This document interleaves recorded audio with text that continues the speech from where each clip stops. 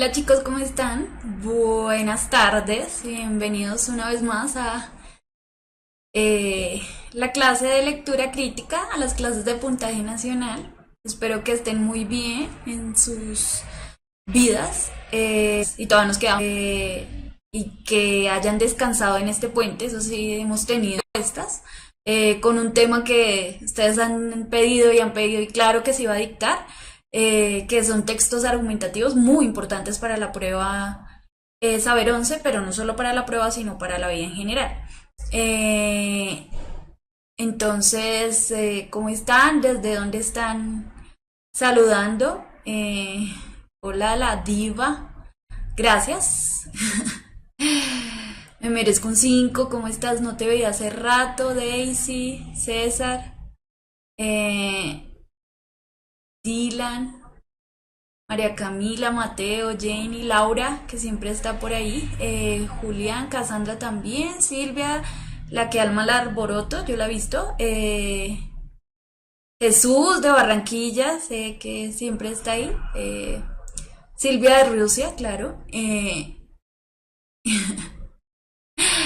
Juan David, ¿cómo están? Bueno, espero que aprovechen mucho esta clase. ¿Mm? Bueno, me merezco un 5 sin internet. Pobre. Bueno, la idea es que aprovechen mucho esta clase. Recuerden que todavía estamos con lo del kit de KeeperMate. Entonces sigan participando. Ya tenemos algunas personas perfiladas para enviarles el kit. Eh, y ya. Mm, no se les olvide dar me gusta al video y a y a todos los videos de las anteriores clases. Y también, otra cosa, antes de comenzar ya, ustedes saben que siempre hay avisos parroquiales. La próxima clase, el próximo martes, como también es puente, va a haber clases de química, no de lectura crítica, para recuperar esas clases que se pierden por, pues, por los festivos. ¿Cómo así que hoy sí va a estar buena la clase? O sea que no ha estado buena antes. Muy mal, Jesús. Eh, y ya chicos, les respondí los que me han enviado preguntas al correo, les respondí otros que me enviaron material. Recuerden que va a estar en el próximo repaso, que creo que va a ser la segunda semana de julio, para que estén pendientes que voy a responder todo el material que me han enviado, el de Jesús que quedó pendiente y los que quedaron pendientes la vez pasada. Y eh, Diva, como dijiste, no, Diva no, Silvia, como dijiste que vivías en Rusia, no llegamos hasta allá. Entonces, pues ahí van a estar las preguntas, listo. Ahora sí. Sí, Mateo, todavía pueden enviar material. Vamos a igual a tener muchos días de repaso también, porque recuerden que como corrieron 2 semanas la prueba de Saber 11, entonces pues tenemos tiempo para hacer repasos. Entonces, el correo es lecturacrítica@puntajenacional.com. Ahí ustedes pues pueden enviar sus dudas, sugerencias, comentarios y todo lo que quieran decirme. ¿Listo? Entonces ahora sí entrando en materia vamos a ver textos argumentativos muy importantes en la prueba Saber 11. Son unos de los que más aparecen en la prueba. Unos de los más complicados de leer y de analizar. Y dentro de ellos también están los que son los filosóficos, ¿sí? Entonces, que esos los vamos a tratar en un tema aparte porque también son, pues digamos, aunque están dentro de los textos argumentativos, son complicados, son más complicados de leer y de entender, ¿sí? Entonces a eso nos vamos a dedicar ahorita en estas clases. Bueno, entonces vamos a comenzar definiendo qué es un texto argumentativo. Entonces, ¿qué son los textos argumentativos? Un texto argumentativo es aquel que tiene como fin persuadir al destinatario de reconocer o adherirse a un punto de vista que se tiene sobre un asunto, o también para convencerlo de la falsedad de una opinión previa, lo que se llama refutación. Cuando alguien dice algo, su punto de vista, y yo refuto esa idea o doy mi idea contraria a, en relación con lo que dijo la otra persona, ¿sí? Entonces, esa es la principal característica de un texto argumentativo. Manuel, hola. Que es que lo que quiere es defender una opinión, dar un punto de vista, hacer que alguien reconozca ese punto de vista o siga ese punto de vista que uno ha dado de acuerdo a diversos temas. ¿Listo?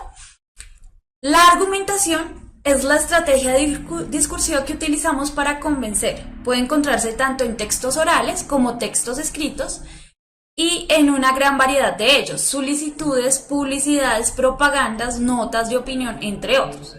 Entonces recuerden que los textos argumentativos, como todo texto, no es solo escrito de signo, de palabra, sino que también puede ser oral. De hecho, nosotros nos la pasamos argumentando, a veces argumentando muy mal. De hecho, en todos los medios de comunicación también se la pasan dando puntos de vista y argumentando a veces entre comillas. Entonces es una práctica muy común y que por eso es muy importante agudizar los sentidos para aprender a descifrarla. Ojo con esto, la argumentación, por importante que sea, no suele darse en estado puro, suele combinarse con la exposición, ¿sí? Mientras la exposición se limita a mostrar la argumentación intenta demostrar, convencer o cambiar ideas.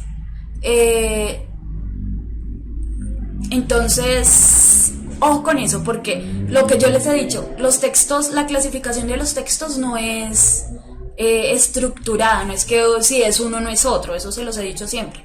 Pueden haber, un texto es argumentativo, puede tener todo su estructura argumentativa, pero puede usar algunos elementos de texto expositivo, ¿sí? Para explicar su idea, ¿sí? Con nativa, César Camilo. Jesús me pregunta por qué se dice oral si se supone que es un texto escrito. Ojo, Jesús, recuerda que texto no es solo algo escrito, texto es todo aquello que comunica algo. Y como todo aquello que comunica algo no siempre se dice con la palabra, entonces puede ser cualquier cosa, puede ser una imagen, hoy puede ser también los colores, como yo les decía de los semáforos, un sonido, cualquier cosa, mis manos, yo estándome moviéndome, comunico algo. Entonces por eso no es un texto en sí. No, o sea, no es un texto escrito como uno lo tiene pensadito en su cabeza de palabritas, no. Catalina, ¿textos argumentativos pueden ser textos científicos? Sí, claramente son argumentativos. Sino que los científicos tienen una característica y es que se pueden ser o expositivos o argumentativos, dependiendo de si se quiere exponer los resultados de un estudio o si se quiere, digamos, replantear una teoría a través de la exposición de unos estudios, que también es una estrategia. Por eso yo digo que el texto argumentativo dentro de su estructura usa mucho lo que es partes de texto expositivo. ¿Listo? Bueno, la argumentación se utiliza en una amplia variedad de textos, especialmente en los científicos, filosóficos, en el ensayo, en la oratoria política y judicial, en los textos periodísticos de opinión y en algunos mensajes publicitarios, muchos mensajes publicitarios. En la lengua oral, además de aparecer con frecuencia en la conversación cotidiana, aunque con poco rigor, es la forma dominante en los debates, coloquios o mesas redondas. Para ser argumentativo necesariamente tiene que intentar convencer de algo, dice Laura. No, no necesariamente tiene que intentar convencer. Los textos tienen muchos propósitos, ¿sí?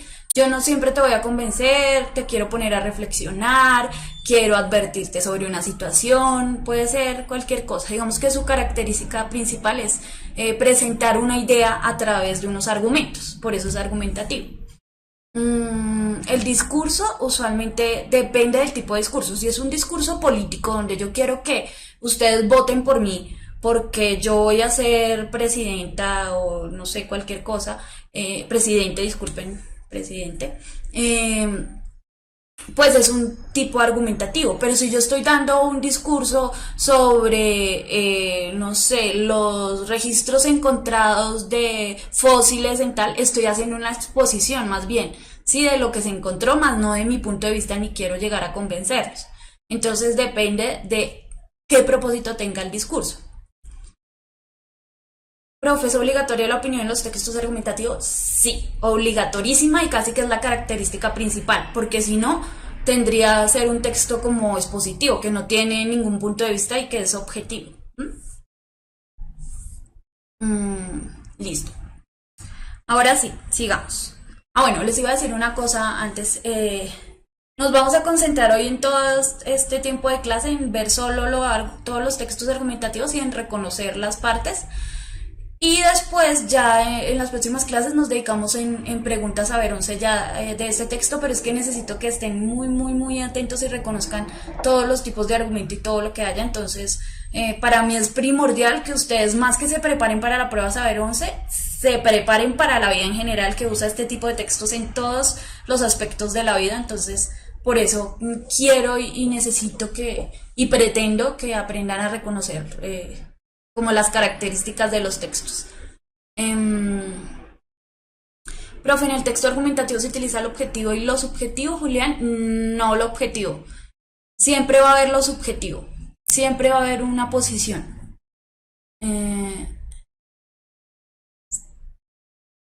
Profe, ¿cómo reconocemos que hay un argumento en un texto? Ya vamos a ver cómo reconocemos eso y cuáles son las partes. Listo. Entonces vamos a ver la estructura del texto argumentativo. Bueno, Karen hace una pregunta fundamental y va hacia lo que les estaba diciendo de aprender a reconocer textos argumentativos y cotidianos. Si los argumentos no son correctos o falsos, ¿aún sigo siendo un texto argumentativo? Sí, podemos decir que sí, pero también hay una cosa que se llama falacias argumentativas, que son falsos elementos que se usan en la argumentación con el fin de defender una idea. Eso también lo vamos a ver y también es una característica. Ojo que un texto argumentativo o los textos no siempre están escritos bien, no siempre tienen los elementos necesarios, y parte de la lectura crítica es aprender a reconocer cuáles son esas falacias argumentativas. Entonces, no porque sea correcto o falso un argumento, no deja de ser un texto argumentativo. Sigue siendo un texto argumentativo, pero un mal texto argumentativo. Entonces, eso es diferente, ¿sí? Entonces, lo primerísimo que parte de un texto argumentativo y que se encuentra en muchos otros tipos de texto es la introducción. Entonces, ¿qué se hace en la introducción?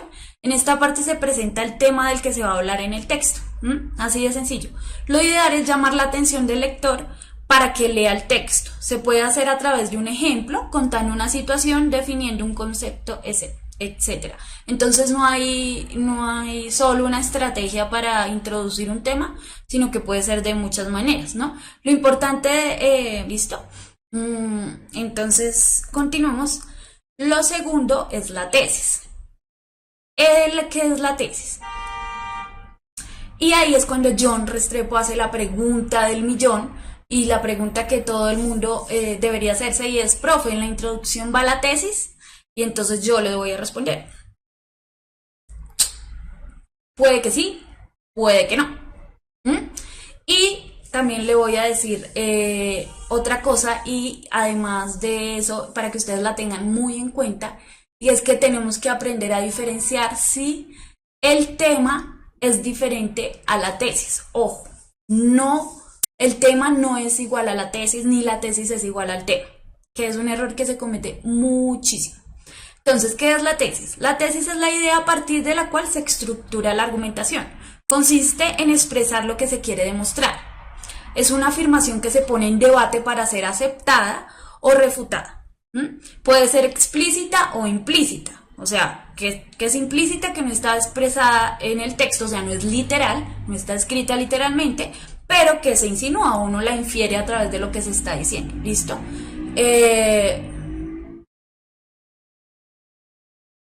Sí, profe, como así decirlo, la tesis es el tema, más que el tema central, es lo que a veces le llaman la idea principal, ¿cierto? La idea principal del texto es.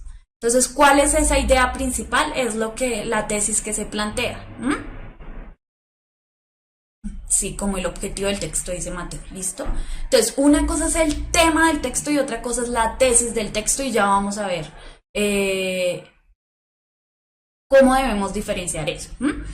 El tema siempre se va a presentar en la introducción. La tesis no. La tesis puede presentarse en cualquier momento del texto, es decir, en cualquier parte.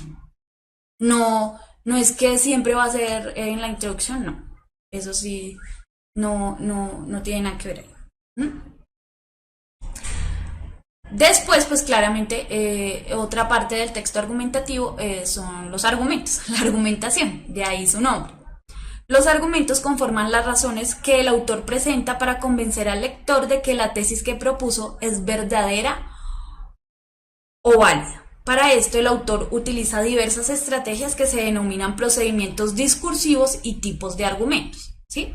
Entonces, ¿cuál es la razón de ser de los argumentos? Pues defender la tesis, ¿no? Apoyar la tesis, dar validez, que se vea que sí tiene un apoyo esa tesis y esa idea que estamos defendiendo. Jamer, ¿la tesis siempre se localiza después de la introducción? No. Ojo con esto. Ojo con esto porque no siempre se presenta, no es 1, 2, 3, 4. Así no funciona en los textos en general.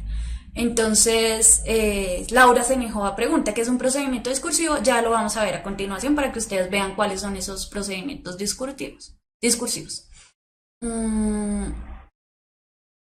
¿Las tesis también son para refutar? Sí, claro, también para refutar. Es un planteamiento que puede refutar una idea que ya se presentó o proponer una idea nueva. Entonces, eso. Y por último tenemos la conclusión. En esta parte se sintetizan las ideas principales, se señala cuáles son las consecuencias de lo expresado, se propone una determinada actitud o plan de acción a seguir y se exponen cuáles son los puntos que aún quedan pendientes con respecto al tema. Entonces, la conclusión, ¿qué es lo que le da el cierre al texto? Un texto nunca puede quedar abierto, ¿no? No puede quedar como ahí, como en 3 puntos suspensivos, a menos que sea uno literario que se dan esas digamos como facilidades, pero de resto no. Un texto tiene que ser cerrado y cuando yo digo cerrar no es que el cierre, la conclusión no es la solución del problema, ¿sí? Pero sí es el cierre de lo que se piensa, de lo que se quiere lograr en ese texto. Un texto, yo siempre digo, es como un círculo, ¿sí? Entonces ustedes tienen que, ese texto tiene que cerrarse para que quede completo. Si no queda abierto y ahí le puede caber cualquier interpretación, sobre todo por eso.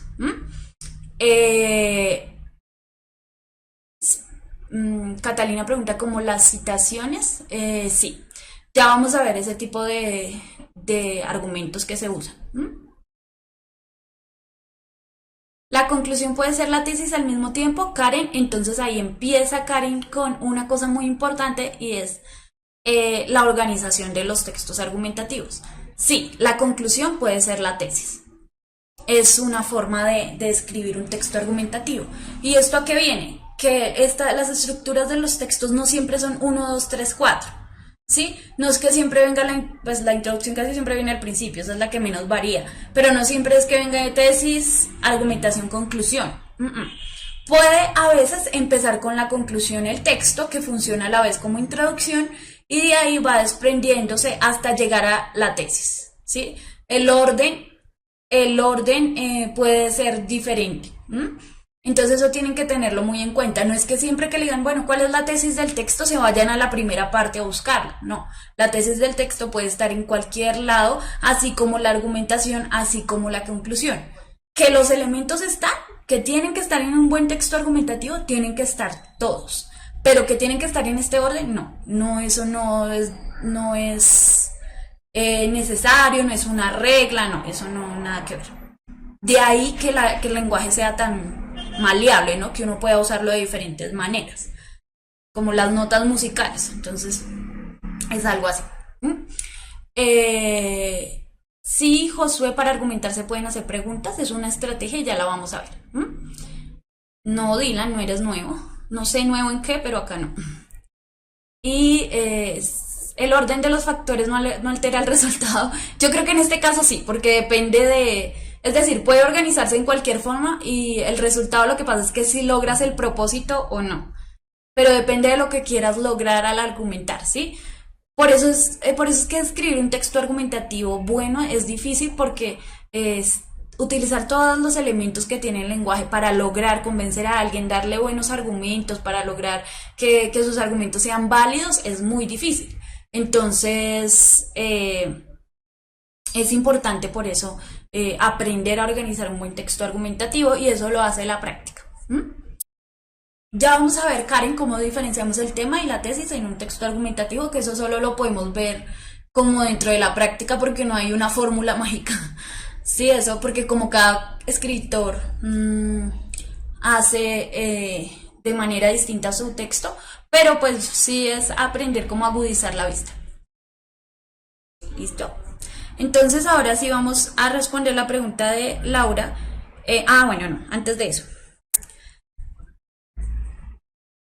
Lo que les venía diciendo. Es muy importante tener en cuenta que la estructura de los textos argumentativos es flexible. ¿Mm? Las partes que aquí indicamos suelen estar presentes en la mayoría de los textos, pero en muchos casos su ubicación dentro de cada texto varía de acuerdo a los intereses de su emisor. ¿Mm? Entonces, de acuerdo a quien esté escribiendo, puede variar el orden de la estructura.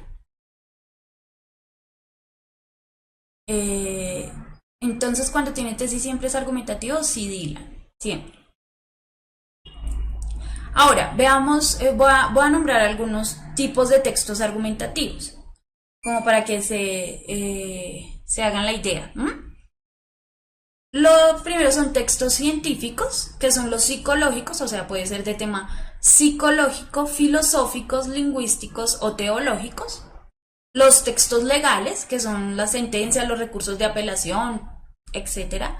Ensayos, textos periodísticos, que son las editoriales, cartas a los lectores, páginas de opinión, los artículos de opinión, todo eso. Los debates orales, los foros de opinión, bueno, orales y también escritos ahora con la tecnología, y la publicidad, los comerciales y las propagandas, propaganda política y todo eso. Entonces esto es para que más o menos tengan en cuenta los tipos de textos que existen dentro de la argumentación, ¿sí?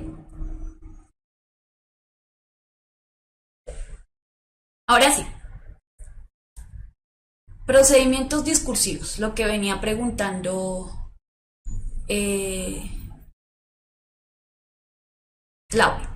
John Restrepo. Y los filosóficos, profe. Claramente los textos filosóficos también son argumentativos. Están dentro de esa lista, tal vez no aparecen ahí, pero siempre están defendiendo una idea. Lo que decía al principio es que los filosóficos, en este caso, los vamos a ver como en una clase aparte, porque son complicados de determinar. Aunque son textos puramente argumentativos, lo que pasa es que es más difícil llegar a entenderlo por la misma forma que usan para escribir. Pero no se preocupen que allá vamos, hacia allá vamos, ¿listo? Entonces, lo primero de los procedimientos discursivos, ¿listo? Son muy importantes usarlos y aprender a reconocerlos. Lo primero de un procedimiento discursivo o que se usa, que son más o menos que es un procedimiento discursivo, es como unas estrategias, estrategias en los textos argumentativos que se usan para lograr defender más la tesis. Una aclaración antes de eso, los procedimientos discursivos que se van a mostrar acá no son propios únicamente de los textos argumentativos. Se usan dentro de los textos argumentativos, pero se pueden usar también en otros textos. Entonces no es que porque yo vea una definición, ya este es un texto argumentativo. No. ¿Sí? Ustedes saben que, y les he dicho y se lo repetiré el resto de la vida, si nos estamos juntos toda la vida, es que, o mientras estas clases, es que la tipología textual es diversa, ¿no? O sea, no es que uno excluya al otro, no es que una clasificación excluya a la otra, ojo con eso. Entonces, un primer procedimiento discursivo que hay dentro de los textos argumentativos es la definición. Se usa para explicar conceptos y sus significados, también para que el autor explique la manera en la que entiende un concepto o cómo lo va a abordar. Sirve incluso para demostrar que el autor tiene conocimiento de lo que está hablando y darle credibilidad. Entonces, ojo con esto del concepto y la definición. Uno puede usar una definición y la definición se usa mucho también en los textos expositivos de los que ya habíamos hablado. Andrés Gómez, bienvenido, que es nuevo por ahí, está diciendo. La definición se usa mucho en textos expositivos, pues porque la idea es explicar algo. Y porque también se usa tanto en textos argumentativos es para dar a entender desde qué punto de vista se está hablando. Y esto es muy importante. ¿Por qué? Porque aunque hayan definiciones que son comunes para todos, no siempre es así. Es decir, ustedes saben que, digamos, un concepto del que yo les puedo hablar, una definición del amor. Entonces yo puedo definir el amor como, no sé, o el vínculo que une dos personas sin importar el sexo. Esa es la definición que yo doy del amor. Y desde ahí voy a dar mi punto de vista de acuerdo a lo que yo quiera defender. Si de pronto yo quiero defender que las parejas del mismo sexo tienen o deberían tener los derechos de casarse, puedo empezar por la definición que yo tomo, que yo creo que de amor, ¿sí? En cambio, si de pronto otra persona, no sé, que no está a favor de la vinculación entre parejas de dos sexos, va a decir, no, es que el amor se da entre, hay diferentes tipos de amor, pero el amor más importante es el amor que hay entre una pareja que es hombre y mujer. Entonces, hacer esas aclaraciones de lo que uno considera que es una definición, ¿sí? Para mí esto se define como, entonces eso hace que uno sepa desde qué punto de vista más o menos está hablando, y por eso es importante el uso de la definición. Y también, como dice ahí, para mostrar que tiene un conocimiento especial. Si de pronto es una cosa más técnica o más elaborada, entonces se usa la definición para poner en evidencia. La definición también se puede usar para hacer una introducción del tema del que se quiere hablar. Bueno, Karen, un ejemplo en una fábula, las historias se usan como argumento. Depende, porque es que una fábula está pensada literariamente para llegar a moralizar a un niño, pero no se está defendiendo una idea en sí. No sé si me hago entender. De pronto, si se estuviera hablando de la importancia de las fábulas para educar a los niños en valores y se ponen de ejemplo estos textos, ya estamos hablando de un texto argumentativo, ¿sí? Laura, entonces desde ahí se ve la opinión del autor, sí. Muchas veces desde ese tipo de definiciones podemos ver cuál es el punto de vista del autor. Jennifer, los procedimientos discursivos serían las citas para tomar como referencia que no es mentira lo que se expresa en el texto. Bueno, las citas no son procedimientos discursivos, son tipos de argumentación que ya vamos a ver. Pero bueno, eso de evaluar si no es mentira o no es otra cosa, que no todo es verdad. Ustedes saben que la verdad está dividida. Entonces, más que si es verdad o mentira, a menos que sean hechos que se puedan comprobar, está en si convencen o no a quien lo está leyendo, ¿no? Entonces, bueno, ya, voy a seguir o si no me quedo ahí eternamente. Otro procedimiento discursivo es la analogía, que la habíamos visto en textos narrativos, en textos líricos, ¿cierto? Que se usa también en la poesía y en los textos narrativos. También se usa en textos argumentativos, pero de otra forma. La analogía se utiliza para comparar dos elementos que se relacionan por tener una característica en común. Entonces, las estatuas de los santos están solas y mudas. Así deberían estar ciertas personas nocivas para el resto. Entonces se hace una comparación entre una cosa y otra.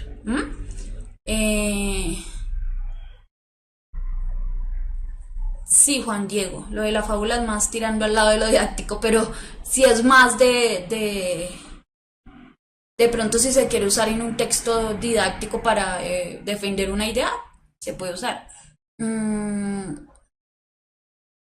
¿Me puede explicar la diferencia entre concepto y definición? Ojo, lo que pasa es que un concepto está más relacionado con una idea que no es tangible, ¿sí? En cambio, las definiciones pueden ser, yo puedo definir qué es un computador, qué es una botella, qué es algo, pero lo que yo les decía es más difícil definir un concepto filosófico de qué es la experiencia o qué es la imaginación, que son elementos que no son tangibles. Eso se relaciona más con los conceptos. Mm, Lo que pasa es que, ojo, la analogía y la metáfora tienen una relación de comparación. Entonces, eso también hay una pelea y lo vimos en textos líricos. Entonces, sí tienen relación, pero bueno, se usa uno dependiendo de la otra. La metáfora casi nunca se usa en un texto que no sea lírico. Sí, la metáfora es más bien como las perlas de tu boca. Algo así como para representar características, ¿cómo decirlo? Un poco más precisas de un elemento. Sí, un concepto es más como una idea de algo. Uy, Sergio, ¿existe algún texto narrativo que se haya escrito como texto argumentativo pero que sea fantasía? Sí, muchos. Borges era un genio en eso. Él escribió un texto que en este momento se me escapa el nombre, que es como el verdadero escritor del Quijote, y lo que hacía era escribir como si fuera un ensayo, diciendo que el verdadero escritor del Quijote no era Cervantes, sino otra persona, y daba citas bibliográficas como si fuera un ensayo, pero en realidad nada de eso existía. O sea, no existía el autor que él creía que había escrito el Cervantes, ninguna referencia a los libros que él ponía como cita existían. Entonces Borges usaba ese tipo de elementos, lo que hacía confundir a mucha gente que pensaba que era real, pero en realidad no. Mm, déjenme venir la próxima clase, yo les tengo ese dato porque se me olvidó cómo es que se llama ese texto, pero Borges usaba mucho ese tipo de estrategias, de narraciones. Si uno pensaba, o sea, mucha gente perdida puede llegar a decir que eso era un texto argumentativo, pero no era puro fantasía, narración. Listo. Otro. Lo que me estaban diciendo, por ahí no me acuerdo, alguien nuevo que no había visto. La cita de autoridad. ¿Qué es la cita de autoridad? Se incluye en el discurso las palabras de un especialista en el tema para apoyar con mayor fuerza la opinión del emisor. Entonces se usa mucho en este caso y es traer al texto palabras o párrafos de otros textos del tema del que uno está hablando o citas de lo que alguien dijo para apoyar la idea de uno, ¿sí? Citas de autoridad. Eh, es que no me acuerdo, Alfonso Quijano, no sé. Eh, Puede ser, ojo, la autoridad puede ser una universidad, puede ser un instituto, puede ser una persona sola, ¿sí? La cita de autoridad puede venir de cualquier lugar, es decir, no es una persona en particular. Entonces, sí, es lo que se llaman citas bibliográficas también, exactamente. Cuando uno dice en un ensayo que es una cita bibliográfica, que todo con citas bibliográficas, si uno cita estudios hechos por alguien, sí, esos son citas de autoridad. De autoridad porque es alguien que es reconocido, por eso es que uno le dice, no, pues no vaya a citar a Wikipedia, ¿sí? Porque a Wikipedia todo el mundo le puede meter mano y usted no sabe quién está hablando la verdad ahí o no. Usualmente lo que se pide que se cite es a gente que está reconocida en el campo que se esté hablando. ¿M? Entonces, no puede ser cualquiera. Mm, ¿Cita autoridad lo mismo que cita autor? Sí, lo mismo. ¿Listo? Otro procedimiento discursivo es la enumeración acumulativa. Entonces, ¿qué es esto de la enumeración acumulativa? Consiste en mostrar diversos argumentos en serie para intensificar el mensaje y convencer al receptor. ¿Mm? Esto se usa mucho a veces en la parte oral, cuando uno le dice, mira, te voy a decir tres cosas por qué debiste hacer eso. Una, tienes que tal cosa, tal cosa. Dos, tres, cuatro. Las mamás son expertas en esto, ¿no? Entonces, en enumerarle a uno la cantidad de veces o cantidad de cosas que uno debe, por lo que debe hacer una cosa u otra. Eso también sucede en textos escritos argumentativos. Eh, Decir, enumerar el tipo de argumentos, la cantidad de argumentos que uno tiene, porque se supone que entonces más cantidad es el mensaje va a llegar más. Si yo tengo más cantidad de enumeración y 1, 2, 3, 4. Eso también sucede en los textos argumentativos. Es un tipo de procedimiento, una se me olvidó la palabrita que les dije, una estrategia que se usa para lograr convencer a alguien, ¿sí? Entonces, la enumeración acumulativa, que a veces va como una enumeración, primero, segundo, tercero, cuarto, quinto, o sea, le enumeran a uno. Dice Jamer, profe, para una cita de una página web tiene las mismas características de una del libro, ya que veo casos en los cuales solamente colocan la URL. Importante para cuando ustedes entren también a la universidad y tengan que citar.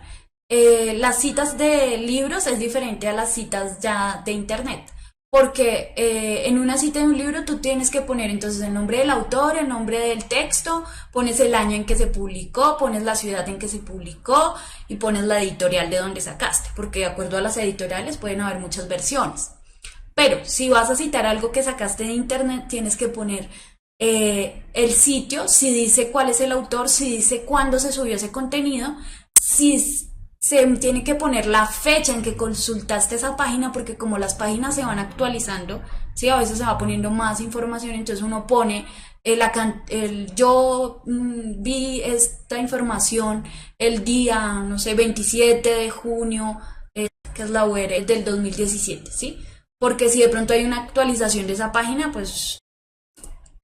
Bueno, otro procedimiento discursivo es la interrogación. Son preguntas que se usan con diferentes fines. Poner en duda, indagar, cuestionar, comprobar los conocimientos del receptor, etc. Entonces lo que preguntaba, no me acuerdo quién era, pero alguien que sí, dentro de los textos argumentativos habían preguntas. Sí, muy importante, hay preguntas. Y las preguntas, que es lo que se llaman las preguntas retóricas, que tienen como fin otra estrategia más allá de preguntar. La idea no es solo preguntar, sino poner en duda, indagar, cuestionar, comprobar. Se hace con diferentes fines y muchos textos tienen ese tipo de preguntas. Ya la pregunta, en este caso, no es solo con eso, Josué. Gracias, Josué, que eres nuevo, no te había visto. Estas preguntas que ya no son como en los textos expositivos, que es para responderlas, cómo se hace tal cosa, sino ya es para cuestionar, ¿sí? Tienen una diferencia, un diferente propósito, entonces también pues es importante tenerla ahí como procedimiento discursivo. Luisa, profe, si la página cita libros son más páginas. Ya eso, la cita entre citas es otro elemento. Si tú estás citando algo que es bueno, ahí ya nos metemos en un problema y esto sí es como una clase de corrección de estilo. Si de pronto yo voy a citar a un texto donde se está citando otra cosa, tengo que decir que es una cita de una cita. Y eso tiene un orden en la regla Zapa, que es la regla como se tiene que citar un texto. Entonces eso sí es bueno que tengan un manual de cómo citar cuando estén escribiendo ensayos. Sobre todo si se van por las ciencias humanas, que van a tener que escribir muchos ensayos. Si se van por las ciencias naturales o por eso también van a tener que aprender a citar. Entonces tampoco es que se desprendan mucho de eso. Listo. Y otro procedimiento discursivo es los datos estadísticos. Se utilizan para proporcionar información numérica real, ojo con eso, porque lo real que nos presentan los datos estadísticos también puede ser, dependiendo de cómo nos lo quieran mostrar, que ilustre una idea que se está sosteniendo. Entonces los datos estadísticos funcionan para mostrarnos el porcentaje de personas que desean votar por, yo qué sé, por Vargas Lleras en las próximas elecciones presidenciales. Entonces nos muestran una serie de datos y no sé qué, lo que hace pensar que las personas van a votar más por esto, bla, bla, bla. Eso en el caso de, digamos, lo puede usar un político como estrategia para mostrar el grado de votación que tiene, o también un estudio científico, o también una marca como estrategia de marketing. O sea, se puede usar los datos estadísticos mucho. Y así como dicen que con palabras se mienten, los números también mienten. Entonces, eso también hay que aprender a analizar. Eh, Así Freddy me regañe, pero bueno, depende de cómo se usen los números, ¿no? Mm, entonces, listo. Y creo que ya no hay más. Eso con relación a los procedimientos discursivos. ¿M?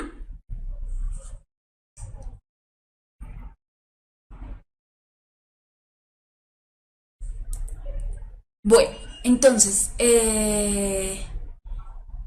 antes de empezar con tipos de argumentación, vamos a tomar el break, o si no, nunca lo tomamos. Porque cuando yo empiece con tipos de argumentación, ahí ya vamos a ver muchas más cosas. ¿Listo?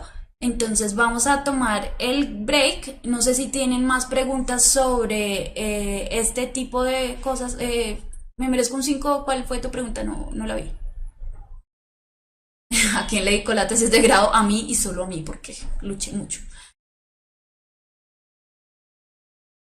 Si tienen alguna pregunta. Oratoria y discurso. Uy, difícil, difícil. La verdad no tengo muy clara la diferencia entre oratoria y discurso, pero lo que pasa es que como yo siento que la oratoria, y esto tendría que llegar a comprobarlo, va más del lado, digamos, como de los, voy a poner un ejemplo así, como de los eh, padres o los pastores, ¿m? Donde no está, no hay un discurso, sino es más como una oratoria, es más como a convencer. Bueno, no, es que ellos igual ya están convencidos, se reúnen porque tienen una idea en común. ¿M? Entonces, eso es un poco lo que encuentro diferencia, pero no, no la tengo muy clara. Entonces, tendría que llegar a comprobar eso. ¿M? Catalina, ¿una conferencia puede ser argumentativa y expositiva al mismo tiempo? Sí, claro, porque a veces en las conferencias se presentan puntos de vista nuevos del autor y también se explican de dónde vinieron, entonces casi que sí se manejan esos dos elementos. Como es una cita de autoría en un texto, lo tengo claro en un discurso. ¿Cómo se refleja? Bueno, lo que pasa es que, digamos, en un orden. Gracias, me merezco un 5. Me has hecho muy bien esta clase. Bueno, lo que pasa, Luis, es que en una cita de autoridad hay una forma muy, digamos que estructurada de citar, y es poner, digamos, entre comillas lo que dijo esa otra persona, como cuando en una entrevista, entre comillas, pone lo que alguien dijo. También si algo está escrito y me pareció que este párrafo era muy importante de citar, entonces yo cojo ese pedacito del párrafo. Si tiene más de tres líneas, lo bajo, le pongo entre comillas, le pongo la cita de quién, hacia dónde, de dónde lo saqué y todo eso. Entonces, de ahí, de ahí tendríamos que llegar a ver cómo se cita, eso ya sería otra clase. Profe, entonces lo de la opinión, los expositivos no son más objetivos. Sí, si claramente tu propósito es exponer, es explicar algo, no tienes por qué dar tu opinión. Si vas a dar tu opinión, puedes usar elementos expositivos, pero el texto sigue siendo argumentativo. Profe, argumentos emocionales, justicia, sí, todo eso lo vamos a ver. ¿En dónde encontramos textos argumentativos? En artículos de opinión de las revistas, de los periódicos, en todo eso vamos a ver también en mensajes publicitarios, hay textos argumentativos, ensayos, dependiendo de los temas que te gusten, ¿sí? No sé si de pronto estás viendo un ensayo sobre la literatura, que me la pasaba leyendo eso, sobre el teatro, sobre eso. ¿Es diferente a un pie de página? No. Ojo, las citas se ponen a pie de página, ¿no? Uno cita a eso, también es otra forma de citar, y es poner a pie de página quién dice esa frase. Pero esos son diferentes formas de citar. Listo, chicos, volví. Ya pasaron los 5 minutos. Eh, ¿Están añorando a Freddy nuevamente? Dios mío.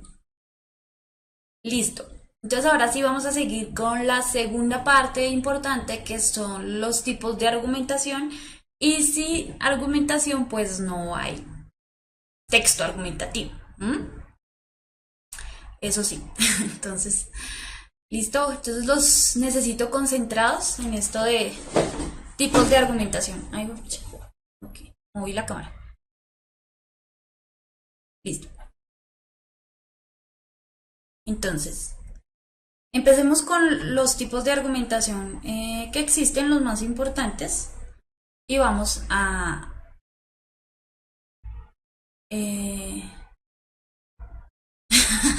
Luis, ¿cómo se llama el género que dijo de Borges de argumentar mentiras? Me parece algo muy malandro. Bueno, es que en la narrativa no es malandro, es estrategias narrativas nada más. Un género en sí no lo podría clasificar dentro de un género literario. Muy difícil. De eso se trata, ¿no? De salirse de esos límites. Eh, Profe, ¿puede haber un diálogo en la argumentación? Si se cita una entrevista, sí. Listo. Entonces comencemos. Tipos de argumentación. Argumentos racionales. Los primeros argumentos que vamos a ver son ideas o verdades que han sido aceptadas en una sociedad y por tanto resultan convincentes o lógicas para quienes viven dentro de ella.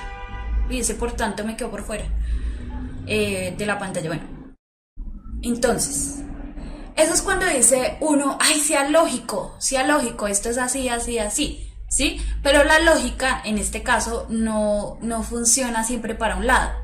Un ejemplo de esto es, no se debe comer carne de vaca porque es sagrada. ¿Listo?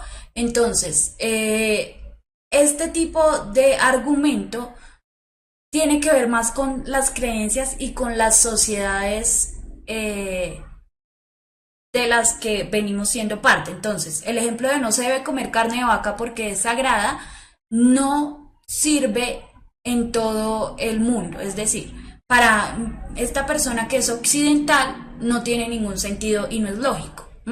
Pero para una persona de una cultura india tiene todo el sentido, es algo racional porque fue creado de esa manera y por eso es válido.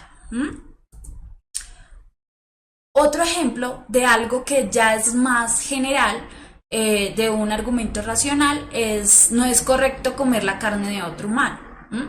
Entonces en ese sentido lo que es el canibalismo ya no es aceptado como lógico y racional para nosotros porque pues dentro de la sociedad no está aceptado que nos comamos a los hombres como alimento la carne de hombre, no, eso ya se considera asesinato. Eh, entonces depende también de la cultura en la que se está creciendo y de lo que sea lógico para una persona en determinado contexto que puede ser social, religioso, cultural. Sí. Entonces lo que dice Karen, esos argumentos no se podrían aplicar a personas de contextos diferentes por no tener la misma lógica. Entonces, ojo, uno tiene que conocer a quién le va a hablar, ¿cierto? A quién quiere que llegue ese texto, a su lector o a su receptor. Por eso uno tiene que aprender a hablar o aprender a escoger las estrategias de las que va a hablar para llegar a comprender. Es indios porque son de la India. Lo que pasa es que nosotros tenemos el concepto de que es indio, que el indio es de acá, precisamente porque como Cristóbal Colón pensó que había llegado a las Indias, pues le puso indios a esas personas. Entonces de ahí viene la palabra. Alejandra, el correo es lectura crítica, todo pegadito, @puntajenacional.com. Listo. Entonces, ¿qué pasa con estos argumentos racionales? Tienen que tener en cuenta desde qué punto de vista viene hablando. Porque dependiendo no solo del lugar, sino también de la época, eh, se puede usar un argumento racional o no. Otro ejemplo puede ser también que las mujeres deben cubrirse el pelo porque no tienen que exponer su belleza ante todos los hombres, ¿no? Eso no tiene, digamos, razón de ser. ¿M? Porque en nuestra cultura, para nosotros, pues uno anda exhibiéndose, ¿no? Supuestamente, pero para otras culturas, eso tiene otro tipo de argumento y no es lógico para ellos. Entonces, por eso no se puede usar. ¿M? Eso es un tipo de argumento racional. Mi pregunta por tres, no sé cuál es mi pregunta.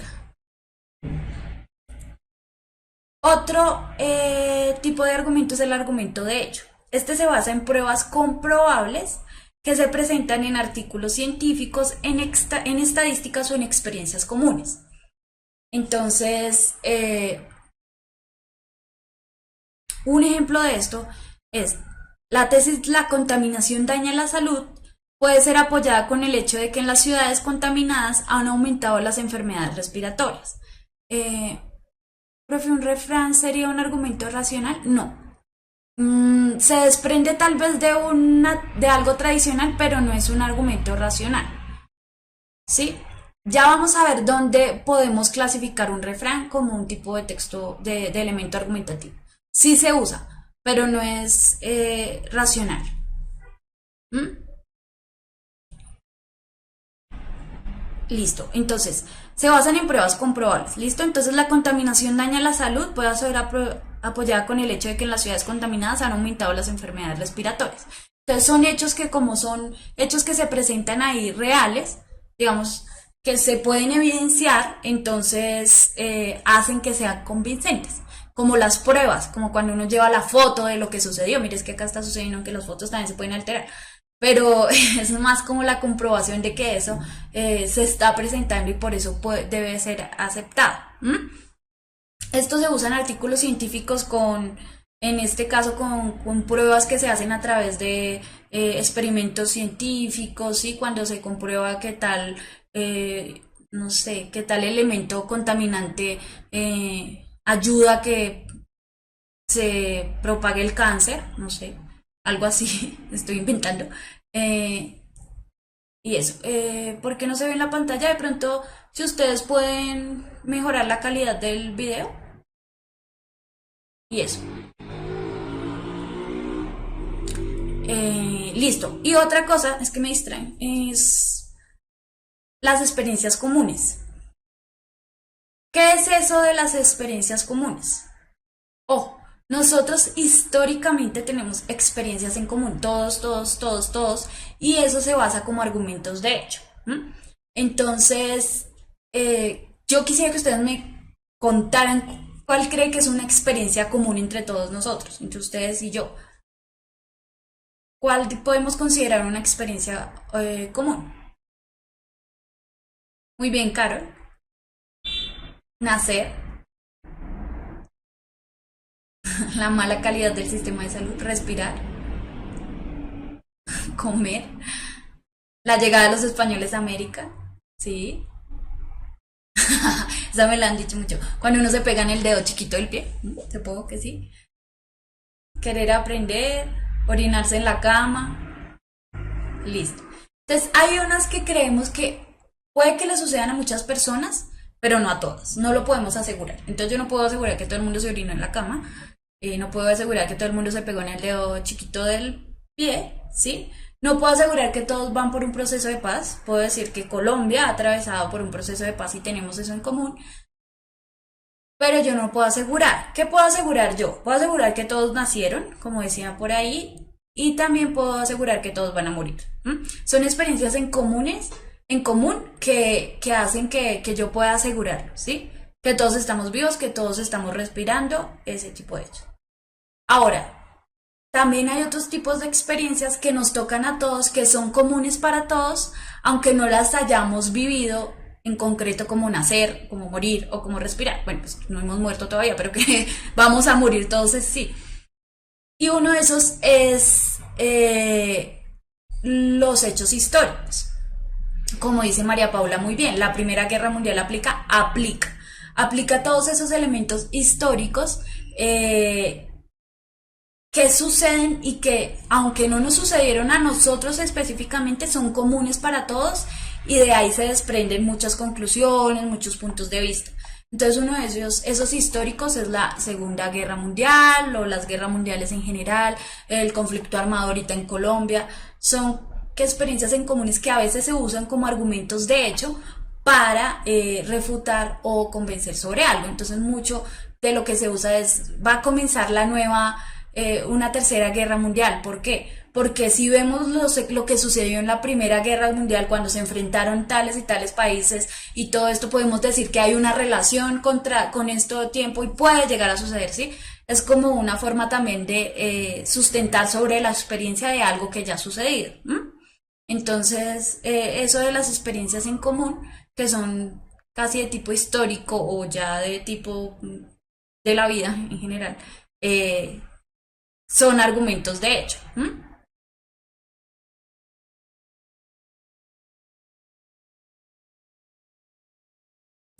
Profe, algunos hechos históricos se aplican muy específicamente a ciertas poblaciones. Sí, depende de qué estemos hablando y hacia qué estemos apuntando. Si tú estás escribiendo un ensayo específicamente para Colombia sobre la violencia y no sé, la probabilidad de que vuelva a haber conflicto armado con las FARC, pues claro que la experiencia ya es de tipo Colombia. Pero si estás hablando de algo más general, de las guerras en general, pues ya aplican todas las guerras. Eso depende de a quién le estemos hablando y qué temas estemos tratando. La teoría del creacionismo aplica, profe, es una teoría. Entonces, no es común para todos. Es decir, no todos la creemos, porque no es un hecho. No es un hecho, digamos, entre comillas, comprobable que se haya visto. Es una teoría. ¿Mm? Otro tipo de argumentos son los argumentos de autoridad. Entonces era lo que estamos hablando con las citas de autoridad. Se utiliza el nombre de una autoridad o de una institución de prestigio para apoyar una tesis y darle credibilidad. Mateo, la religión no aplicaría porque vendríamos a hacer la pregunta que hace todo el mundo y es cuando si cree en Dios, ¿usted ha visto a Dios? Yo no creo en Dios porque yo no lo he visto. ¿Usted ha visto tal cosa? Eso también es digamos que el mismo hecho con las teorías de creación. Profe, ¿qué relación entre argumentar y sustentar? Argumentar y sustentar son la misma cosa. Son solo sinónimos. Entonces, listo. Se utiliza el nombre de una autoridad o institución de prestigio para apoyar una tesis y darle credibilidad. Entonces, un ejemplo de esto es algo así, para que ustedes se hagan una idea de lo que me estaban preguntando ahorita. El reporte del Comité Federal de Ética en Biotecnología No Humana, ECNH en inglés, o sea, una institución de Suiza, la dignidad de los seres con respecto a las plantas, consideración moral de las plantas para su propio bien, fue un paso crucial hacia la formulación de los derechos de las plantas. Entonces, este es un texto muy curioso que alguna vez me gustaría trabajar, y es una organización que defiende el derecho de las plantas. Así como se defiende el derecho de los animales, también esta pretende diferenciar el derecho a las plantas. Por eso hace alusión al Comité Federal de Ética en Biotecnología No Humana. Entonces hace referencia a un instituto para poner en evidencia algo que quiere defender y es considerar las plantas como algo con derechos. Entonces sí, es interesante, me pareció interesante el planteamiento, porque no, sí, también es un ser vivo. Profe, la autoridad debe ser imparcial y veraz. Debería ser imparcial, veraz, la veracidad, la verdad no es única, ese es el problema. Eh,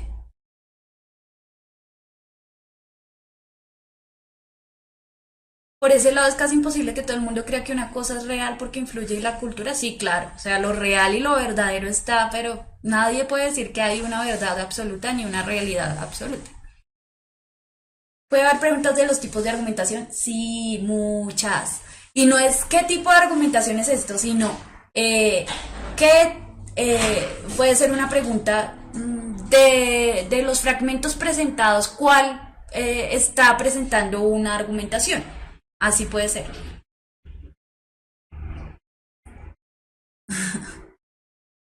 Entonces eso, bueno, sí, lo de los derechos de las plantas, ahí sí ya lo tenemos ahí.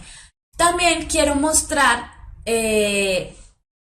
otro tipo de argumento de autoridad que se da, y es este, que funciona para los textos que son comerciales, digamos, lo que ya hemos visto y hemos visto en clases anteriores, y es estrategias que se usan en textos publicitarios. Entonces aquí, en vez de citar a el Comité Federal de Ética y Biotecnología No Humana, lo que se hace es ponernos a George Clooney tomando café de expreso y ya. Y esto es una autoridad diferente, ¿sí?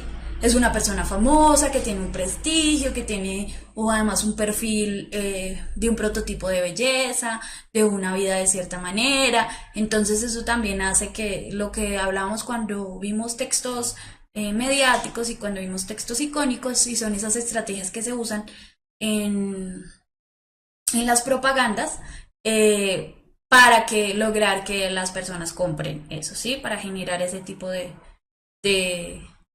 necesidad. Entonces eso también es un tipo de argumento de autoridad en la publicidad. Una publicidad de un texto argumentativo sí tiene rasgos de texto argumentativo. Ojo con esto. Acuérdense, y lo que les he dicho y les voy a decir toda la vida, como les dije ahorita, es que la clasificación textual puede ser de muchas maneras, una no excluye a la otra, ¿sí? Entonces puede tener rasgos de muchos tipos de texto. ¿Mm? Estamos hablando de estrategia y la publicidad usa esta estrategia, aunque su propósito es vender, no defender una idea en este caso, usa una estrategia de argumentación que es poner a una autoridad. ¿Mm? Entonces, por eso. Eh,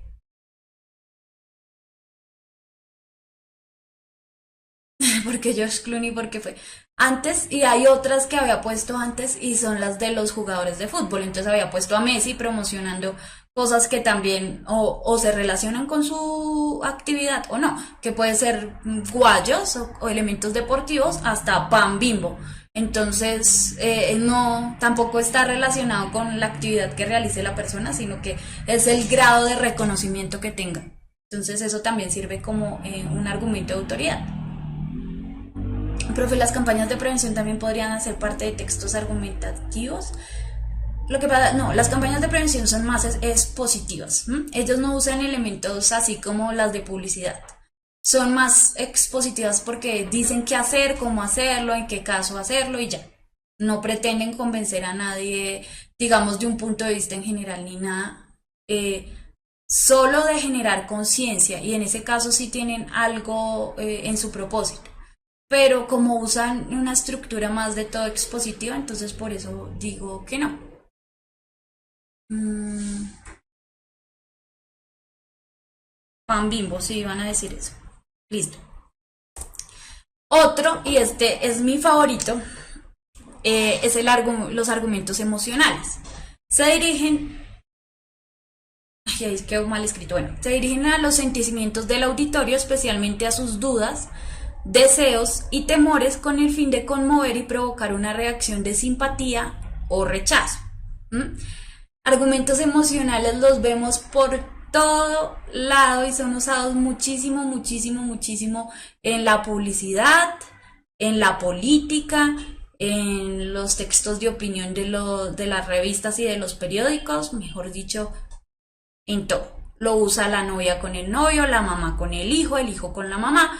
Todo el mundo usa argumentos emocionales, y es uno dirigirse hacia algo que tiene que ver como con generar pesar, amor, lástima o lo que sea. ¿Mm? Por ejemplo, los discursos de la explotación animal, exactamente, Mateo, esos son mis favoritos porque con eso sí que juegan todo lo que tiene que ver con defensa de los animales y de todo eso. ¿Mm? Opiniones o críticas serían argumentos emocionales, no. Opiniones o críticas son las tesis que plantea alguien. Eh, Manuel. El drama de las mujeres, ¿sí ve? Ya hay prejuicios acá. El drama de las mujeres, la terquedad de los hombres. todo eso. Entonces uno cuando le dice, ay mamá, ¿por qué no me deja salir? Yo me he portado bien, he estudiado en puntaje nacional y apelo a la ternura y al juicio que he demostrado, eso también funciona, ¿no? Entonces, argumentos emocionales funcionan mucho. Vamos a ver este, que me pareció muy curioso y es una campaña de prevención, como bien hablada, de prevención, no, de... No, esto no es prevención, esto es más una campaña mm, de salud. Sí, eso sí, pero está clasificada en eso de salud. Adiós, te usa gafas, sí, porque no veo. Si no, no usaría. Chantaje, diría Cristian, sí, usa chantaje, pero ¿qué quiere lograr esto?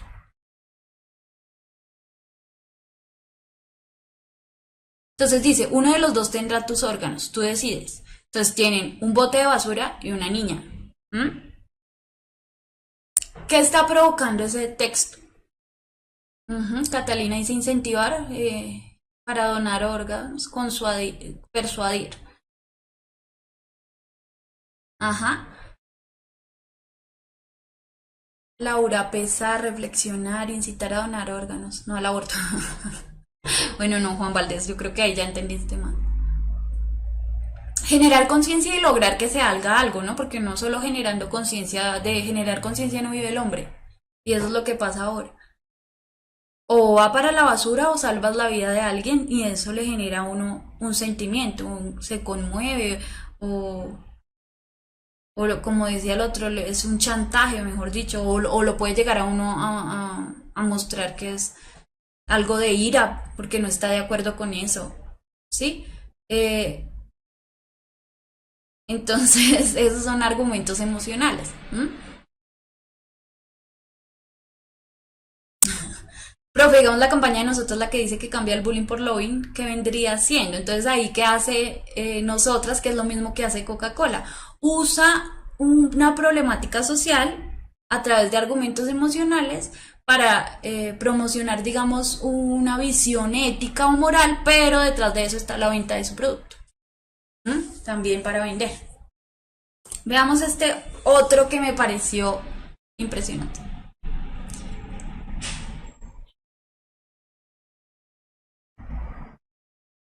Coca-Cola, ¿qué hace? Coca-Cola hace, vende ideas, ¿no? Entonces, toma la felicidad, comparte con amigos, ¿no? Vende momentos y no el producto, entre comillas.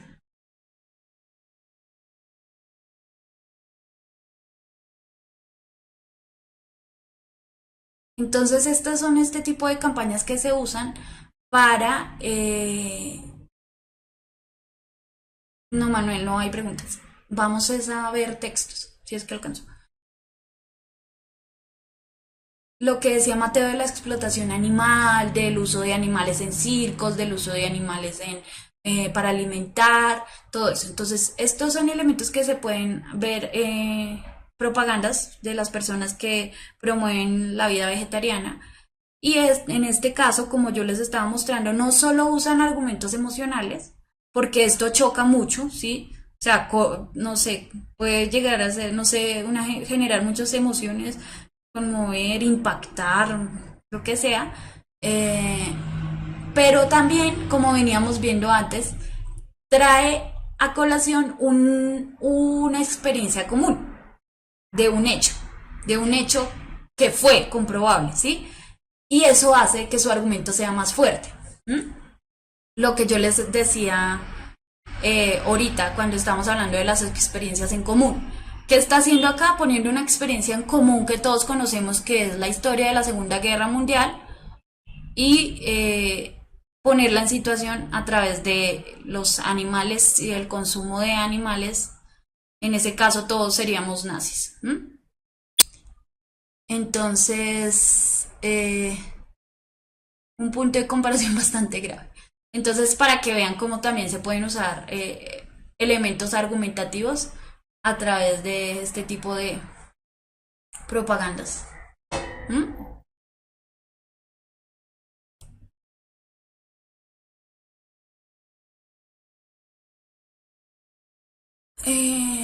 Argumentos de justicia o de tradición. Se apoyan en textos que rigen una norma o en frases y dichos que por el paso del tiempo han sido tomados como verdaderos por la experiencia en común. Entonces esto era lo que me decía por ahí, no me acuerdo quién, de los refranes, ¿sí? Entonces, uno de esos es el fin justifica los medios, ¿no? Que es un dicho que supone que viene de la experiencia en común de todos. Y es que, por lo que es preferible asesinar a los pedófilos ipso facto sin juicio ni sentencia que sufrir el terrible drama de niños abusados y por lo tanto adultos psicópatas. Entonces aquí ya hay de todo, ¿no? En esta sola frase. Para justificar que ahí valga la redundancia, el fin justifica los medios. Entonces es mejor matar a alguien para que no haga daño y que pensar en todo ese proceso. Deberías pedir ayuda. Recuerda que dos cabezas piensan más que una.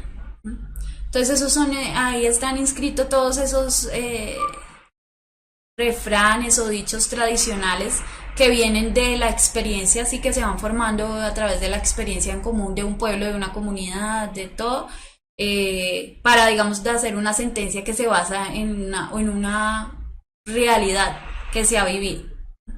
Eso es lo que pasa con los argumentos de justicia o de tradición. Sí, estaba pensando en lo mismo. Maquiavélico y por ahí de derecho uribesco. ¿Qué dice Cristian? Otro tipo de argumentación, razonamiento por causa-efecto. Se establece una conexión causal entre dos hechos que fundamentan la tesis, ¿cierto? Entonces, porque pasa una cosa, entonces porque se da esto, sucede lo otro, y eso hace que yo pueda argumentar mi idea. Entonces, un ejemplo, la madre de Juanito fumó durante su embarazo, por eso Juanito es un niño débil y con bajo peso, ¿sí? Entonces, por tal razón no se debería permitir que las mujeres fumen durante el embarazo. Otro es, el uso prolongado de este medicamento puede producir úlcera gástrica. Por tanto, no se debería vender medicamentos sin la fórmula médica vigente. Profe, ¿por qué me ignora y por qué eres extenuante, diva?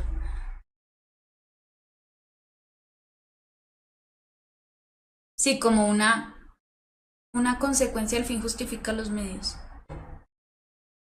Pues digamos aquí puede ser, está defendiendo la idea de que se debería matar a los violadores o a los que violan niños, sí. Prescripción médica. Listo. ¿Qué hora hacen? Uy. Bueno, quería que identificáramos la tesis, los argumentos, la conclusión, el tema y todo en este texto. Pero, como es muy largo, entonces lo vamos a dejar para una próxima clase para identificar las partes y todos los elementos que aprendimos hoy. Pero vamos a ver este que me interesa. Y dirán que yo estoy toda monotemática. Pero es que los que más hacen este tipo de textos así son los defienden la vida animal. No, es que no quiero afanarme, quiero que hagamos el ejercicio bien, entonces tranquilos, para eso tenemos tiempo en las próximas clases. Entonces, analicemos este antes de irnos. Dice, yo no como cadáveres, respeta los derechos de los animales. ¿Alguna vez pensaste que se sentiría ser la víctima y no el victimario? ¿Te gustaría sentir lo que ellos sienten antes de llegar a tu plato? No hagas lo que no te gustaría que te hagan. ¿Qué tipo de argumentos se usan acá? ¿Y qué idea se quiere defender? Entonces, una es el respeto a los derechos de los animales, pero solo en un aspecto que es no comérselos, ¿no? Entonces, hay un argumento emocional, pero hay muchos más elementos ahí. ¿Qué otro? Además del emocional. Carol, muy bien, hace preguntas retóricas. Las dos preguntas que hace no es para que las respondamos, ¿no? Sino es para que reflexionemos sobre eso. ¿De verdad usted no ha pensado en cómo se siente ser la víctima? ¿No? Y por lo que dice Laura también por último, un refrán que también es lo que estábamos viendo, otro tipo de argumentación. Entonces, no te hagas lo que, no hagas lo que no te gustaría que te hagan, que también se usa mucho, ¿no? Ese de tradición. Y a eso también, y ese argumento de tradición también funciona como una conclusión, además del uso de la imagen, ¿no? ¿Qué hace la imagen? ¿Qué pasaría si este texto no tuviera esa imagen? Bueno, entonces, ¿cuál sería ahí el tema? El tema, maltrato animal, ¿no? ¿Cuál es la tesis? Respeta los derechos de los animales, no te los comas. Punto. Defendamos los derechos de los animales. No causaría la misma sensación y no sabríamos de qué habla. Si no nos muestra la imagen, el argumento emocional no es tanto porque uno no siente el dolor de ver abierto al cerdo y ver abierto al hombre, ¿sí? La cara. Entonces, profe, ¿existen conjunciones que permiten conocer un argumento en un texto? Permiten verlas, más bien, rastrearlas. Y vamos a ver eso cuando veamos conectores textuales. Yo.